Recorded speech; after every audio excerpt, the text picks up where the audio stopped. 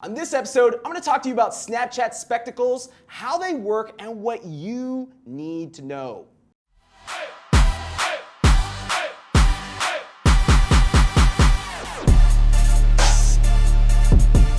Hey everyone, welcome to another episode of Real Talk, my all-new series in which I answer your questions on social media marketing and interview interesting guests in the world of business. So joining me here today in the Nasdaq Entrepreneurial Center is Jenna. Welcome to Real Talk, Jenna. Thank you for having me on Real Talk. So you're wearing the specs. Is this your first time? Specs. First time. First time. In the studio. Feels so good. First time in the studio I feel too wearing cool. specs. Now, before we get into spectacles and how they work, and I really want to hear your thoughts, and we're going to take your questions, tell the viewers out there watching what you guys do here. So we are at the Nasdaq Entrepreneurial Center in San Francisco today. The Nasdaq Entrepreneurial Center offers free resources, mentorship, and classes to entrepreneurs in San Francisco and around the world. Excellent. And we are about 12 episodes into Real Talk. And the Nasdaq Entrepreneurial Center is where I record. So I first want to thank you, and I want to thank your team here for partnering with me for us to create this show. And thanks to all of you out there that watch it on a weekly basis. Let's get into it. Snapchat spectacles. They are on my face right now. They're on your face. They are the hottest consumer product outside of Hatchimals. For you parents out there that know what Hatchimals are. So I want to just ask you, you are a younger person, you are a millennial, if it's okay for me to say that. Please. As a millennial, what are your thoughts about specs or the ability to be able to snap wearing sunglasses? So I think for me personally, the first thing that I think about when I wear Snapchat spectacles is aesthetics. And I feel awesome with these dark black glasses on my face right now. I feel like cool. And I think it's even more awesome that I can hit a button on top and it's recording and taking in the feed of everything around me without me having to use my hands. That's amazing. I think also the fact that I can be active while doing these things. So if I'm on a run and I want to record, if I am surfing, if I'm in the ocean, if I'm playing with my niece, I can record all of those fun things and capture them and share them with the world. How amazing is that? To do it all with two hands while recording on my face. I love it. Now the flip side to that is you're a very active person. You just let the viewers know. I'm not as active when it comes to outdoor sports and working out and things like that, and that's okay. I've used my specs while I'm out to dinner. Nice. Like I'm out and about walking throughout San Francisco, so Nice. It's cool. To your point, when you record, there's two cameras in these. I don't know if you look at the camera, if it can zoom in and they can see, but there's two cameras in the specs, and what it does is it records almost like a wide angle shot of what you're seeing. And when viewers on the other side on Snapchat see those snaps, they're able to use what's called circular video, in which they can actually move their phone around and see more than just landscape. They can actually flip their phone around completely and they can see more of a wide angle shot. So you press the button before at the top left. Here.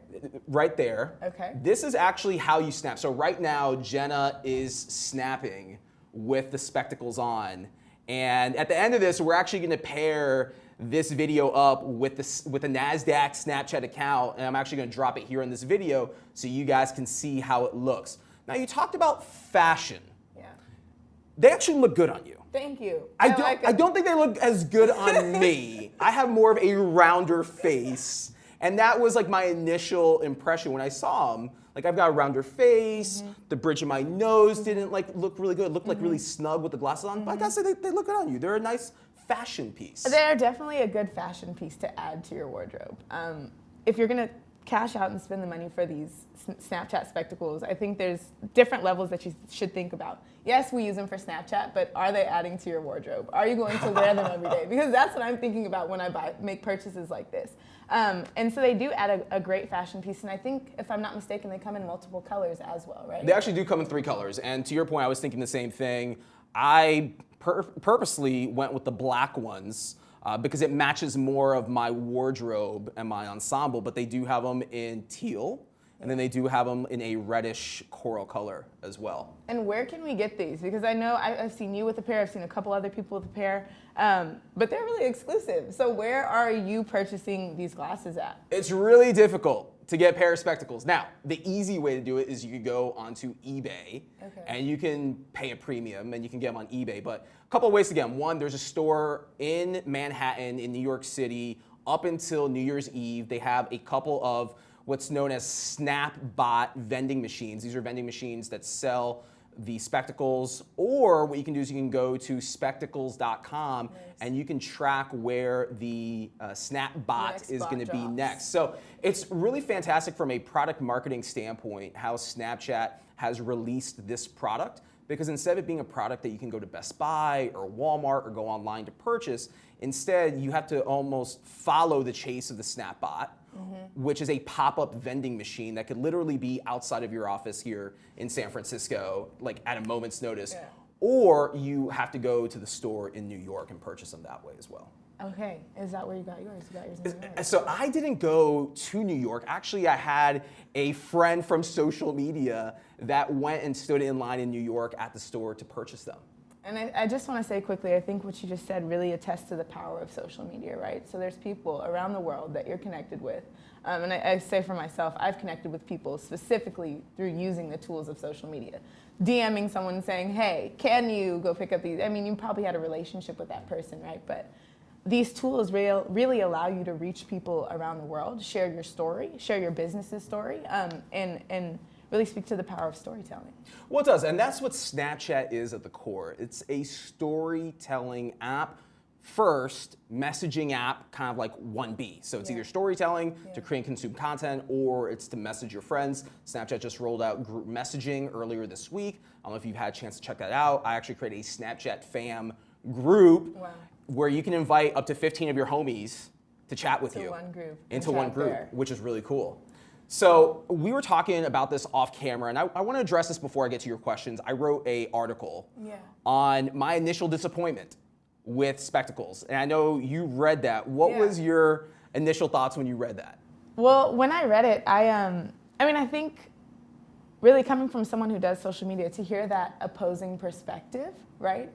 The one that kind of calms all the hype, right? It's like all this hype, all this buildup, and then it's like, okay, cool, I'm kind of underwhelmed by it, right?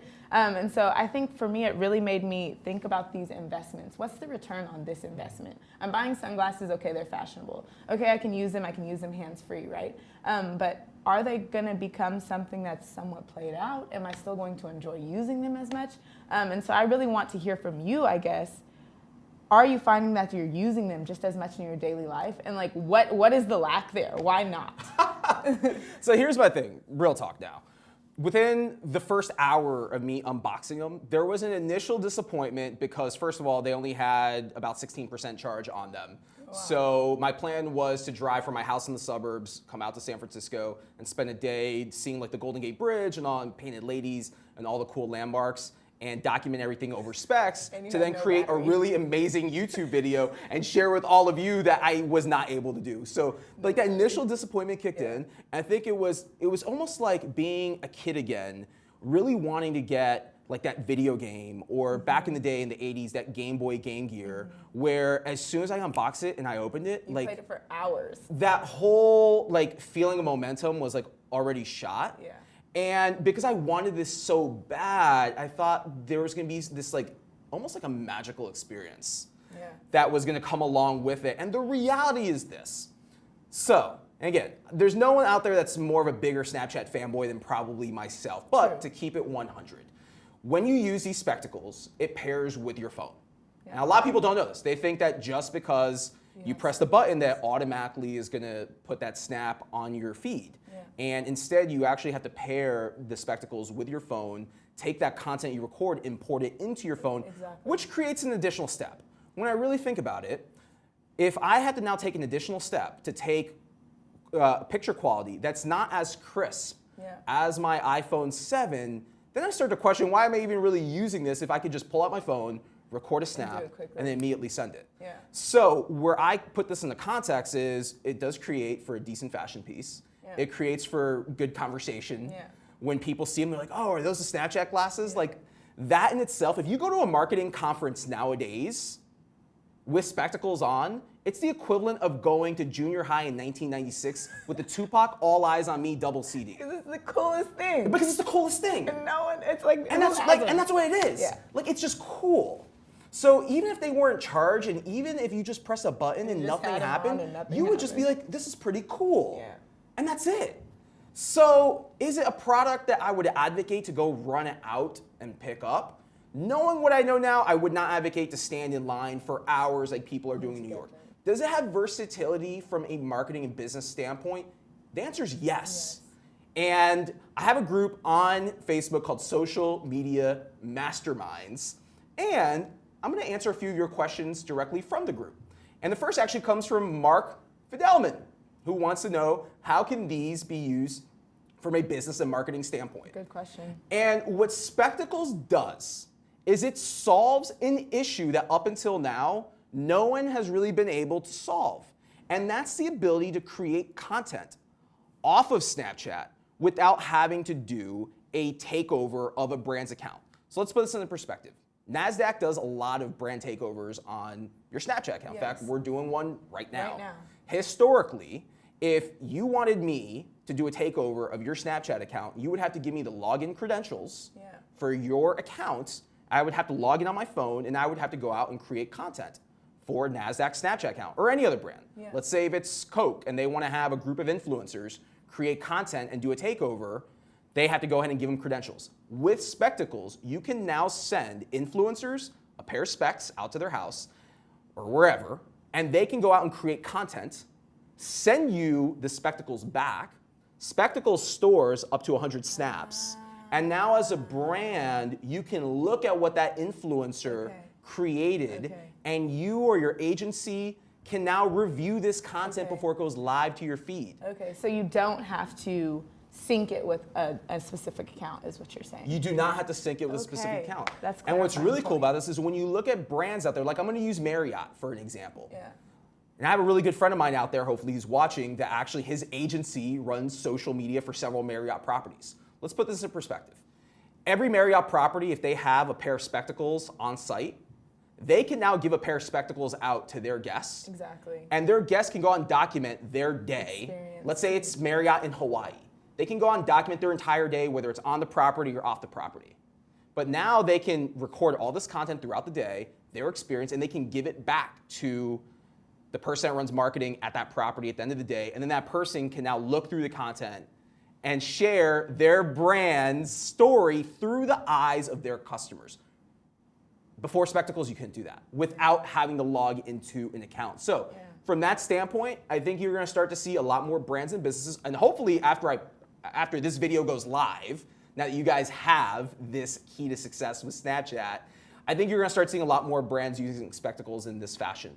The other, because that just covers one piece of marketing, which is influencer marketing, which continues to grow, especially with Snapchat. The other aspect is, from a brand's perspective, you can actually show how things are made, how they're done. You can show your company's culture. So I think that when you look at companies out there that are trying to attract top-tier talent to come work for them, you already have new hire onboarding at companies on a weekly basis. Give out a pair of Spectacles to your new hires. Let them walk and roam around your campus with specs on. Let them talk to different executives with specs on. Again, the whole purpose of Snapchat, and Specs takes this to a whole nother level, is to be able to tell your brand story through someone else's point of view. And what I really like that you're speaking to is empowering the individual, right? So it's like, what does your day look like? What are you doing? What are you seeing when you're walking around this campus? And that is what things are moving towards. That's what social media has really allowed for, is for people to share their story. And the more that companies and brands really capitalize on these individual stories, the more that they show the diversity of the use of their product. I mean, I can imagine where their brand will go in the future, right?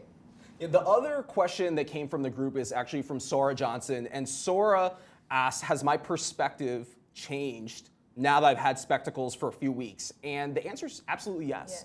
My perspective has changed because now I look at this more from a utilitarian standpoint. It's a tool.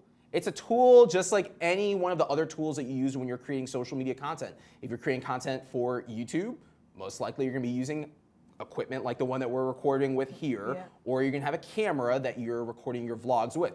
I look at spectacles as a tool that, once again, helps create content outside of your mobile device, because your mobile device, you can only record landscape. This now creates more of a, I don't want to say 360, but more of like a holistic view of the world around you, at least from your first person point of view.